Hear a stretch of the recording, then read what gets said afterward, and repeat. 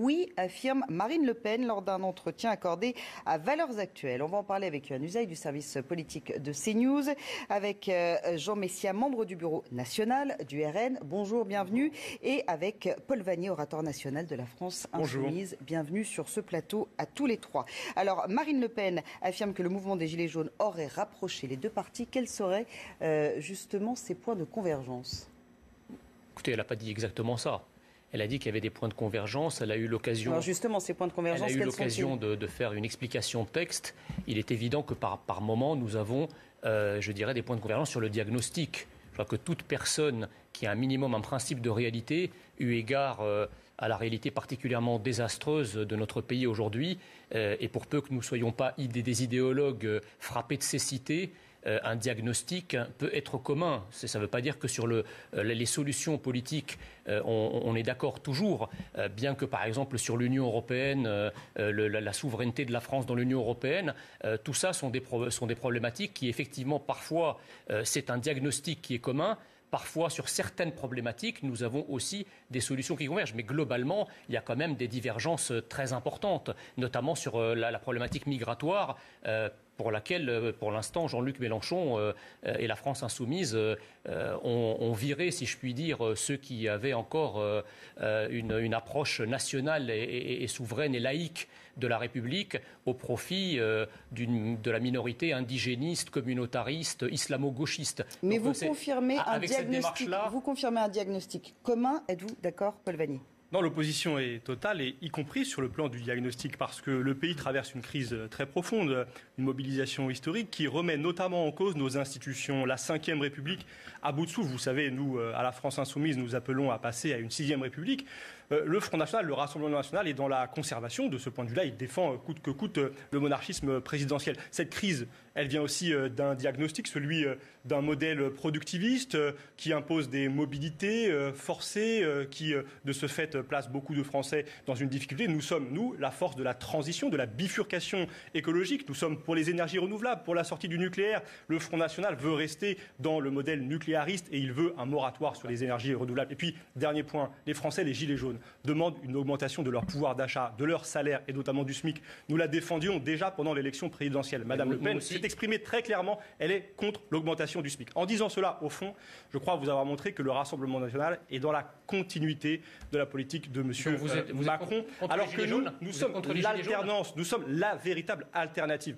Vous êtes le prolongement lugubre d'un système à bout de souffle. Nous voulons proposer un tout autre modèle. C'est la raison même d'ailleurs de notre opposition radicale avec vous. C'est pour ça que vous avez expulsé de votre parti tous les tenants d'une ligne républicaine, laïque, pas du tout, etc. Moi, je m'adresse aux Français. Je ne sais pas. On pourrait venir sur les règlements de compte à l'intérieur du Rassemblement national. Non, c'est très important parce que comme dans tous les partis, comme dans tous les partis, adressez-vous aux Français, c'est eux qui nous regardent. Vos partis respectifs soutiennent-ils les Gilets jaunes ? Nous sommes pleinement engagés depuis le début dans cette en faveur des Gilets jaunes. En faveur, moi, je manifestais avec eux à l'occasion de tous les actes. Nous soutenons les Gilets jaunes, mais nous ne les soutenons pas de la même façon. Nous n'appelons pas à une insurrection, nous n'appelons pas à la révolution et à la chienlit, contrairement aux partisans de la... Vous êtes un conservateur, monsieur. Mais non, on est respectueux des institutions de la République, cher monsieur, c'est différent. Est-ce que vous avez l'impression qu'en prononçant cette formule, Marine Le Pen vous a tendu un piège ou a cherché à tendre un piège à vos électeurs ? Non, pas du tout. Il y a des gens en colère dans ce pays. Je leur dis, vous faites une erreur si vous allez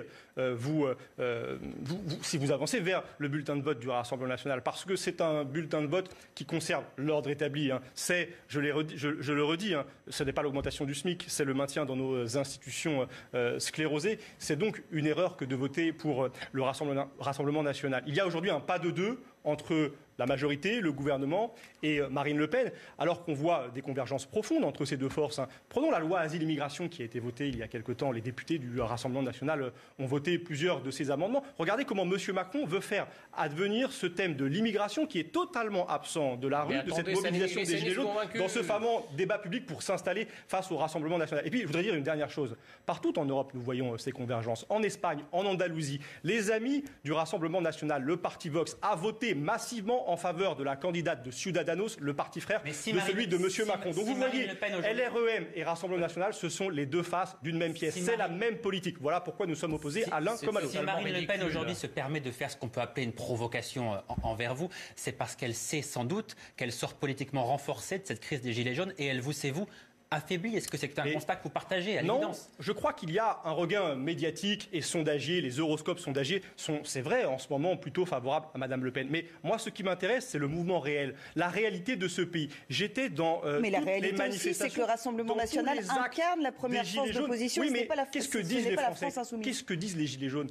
Aucune de leurs revendications ne porte sur l'immigration. Aucune ne porte sur l'identité. Aucune n'est sur ce spectre de la sécurité. Je crois que le Front National, le Rassemblement national est hors sol aujourd'hui. En tout cas, ses aspirations, ses propositions, ses thèmes de prédilection ne sont pas partagés. Ils n'intéressent pas les Français. Vous racontez n'importe quoi. Vous êtes en train de réciter des éléments de langage tout fait. Quand vous dites que le Rassemblement national, quand vous dites que le Rassemblement national et LREM c'est pareil, mais qui peut croire une crétinerie pareille ? Vous avez voté, monsieur, la loi Asile-Immigration. Parce que ça va dans le bon sens. Vous êtes d'accord pour ne pas augmenter le SMIC, monsieur ? Dire que M. Macron n'est pas un immigrationniste convaincu comme vous d'ailleurs est une erreur. Sur le SMIC, êtes-vous pour son augmentation ? Nous sommes contre l'augmentation du SMIC. Eh bien voilà, vous êtes comme la République En Marche. Non, pas du tout, parce que nous sommes en faveur, mais laissez-moi finir, nous sommes en faveur d'une baisse des charges sociales qui ne touche pas le niveau de vie, le salaire de ceux exactement, qui travaillent. mais c'est la fiche de paie. Non, oui, justement, si vous baissez les charges sociales, ceux qui travaillent vont toucher plus que ça. Vous appelez les charges, ce sont des cotisations, c'est la retraite, c'est l'assurance maladie. Oui, mais il y a moyen. Non, les Français. Pas du tout, parce qu'il y a moyen de les faire payer par d'autres. Il y a moyen de les faire payer par d'autres. Qui paierait ? Déjà une contribution aux importations, nous l'avions proposé pour notre programme présidentiel, réduire la contribution de la France à l'Union européenne, les contributions notamment au protectionnisme, parce que effectivement c'est la concurrence déloyale qui nous taille aujourd'hui des croupières commerciales, donc il n'est pas totalement, je dirais... c'est le CAC 40, monsieur, qui verse des dividendes records, ce sont des entreprises c'est pas ça le problème. 60 milliards d'euros. C'est pas le problème, les 60 milliards d'euros du CAC 40. L'aide médicale d'État, les immigrés, c'est le problème, mais les patrons du CAC 40... Mais attendez, vous voulez l'État-providence, mais vous voulez un État-providence mondial. Un État social, oui, un État social pour le monde. C'est-à-dire qu'on ouvre nos frontières et tous ceux qui arrivent profitent de l'État-providence. Et alors, l'homme blanc, il est très, très bon à être critiqué. Le mâle blanc, comme vous dites chez vous, il est très bon à être critiqué, sauf quand il s'agit de payer, justement, pour tous les communautarismes que vous soutenez. D'accord ? Donc, nous... Non, je ne divague pas. Non, c'est ça, le fond, c'est votre idéologie, monsieur. Votre logiciel idéologique est un logiciel immigrationniste. Je vous rappelle quand même que le communautarisme est un fanatisme. Quand je pense que la notion de citoyenneté, la notion même de nation est une notion de gauche et qu'aujourd'hui ces deux notions vous les foulez aux pieds, vous devriez avoir honte. Ce qui est intéressant, c'est que les mots que M. Messia vient d'employer ne sont jamais prononcés par les Gilets jaunes. Cela renvoie à mon analyse précédente. Votre discours est en décalage complet avec les mobilisations réelles et avec les aspirations des Français. Oui, ils appellent à une augmentation des salaires. Vous avez bien expliqué que vous étiez contre. Ils ne parlent pas de l'immigration. Ils appellent au RIC, à une refonte de nos institutions. Vous êtes favorable à la 5e République. Répondez à ma question. Est-ce qu'ils ne parlent pas de l'immigration ? Oui ou non ?